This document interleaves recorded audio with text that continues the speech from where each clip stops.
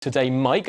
We briefly bumped into one another outside the 1922 committee room yesterday evening. The mood in there seemed to be one of sorrow from the Prime Minister.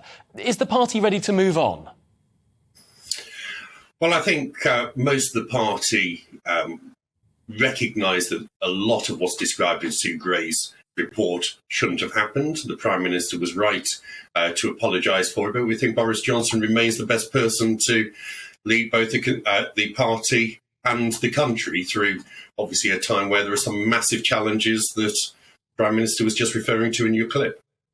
Now, it's clear that the Prime Minister was fined once. He was found to have broken the rules by the Metropolitan Police, but potentially more seriously, staff in Number 10, civil servants across Whitehall, were behaving really quite raucously. There's stories of vomit, there's stories of leaving at 4 a.m.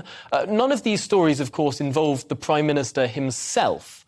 But to what extent is he responsible for the culture that was set in Downing Street?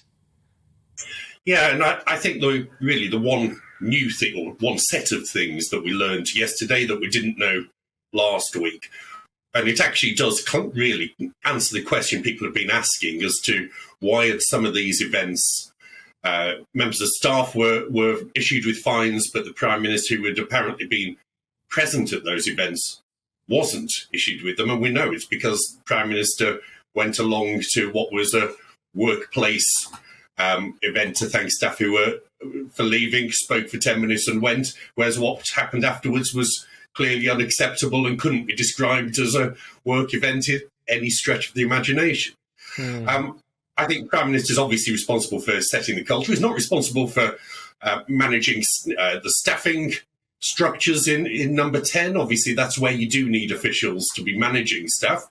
But in terms of some of the cultural issues, Sue Gray identified in her interim report in February, and of course her report yesterday actually recognises the progress that's being made on, for example, separating work from socialising, on having a more modern and professional policy on alcohol at work that better reflects what most workplaces are like today, rather than what some of them were like, say, 30 years ago, where drinking in the workplace might have been much more common.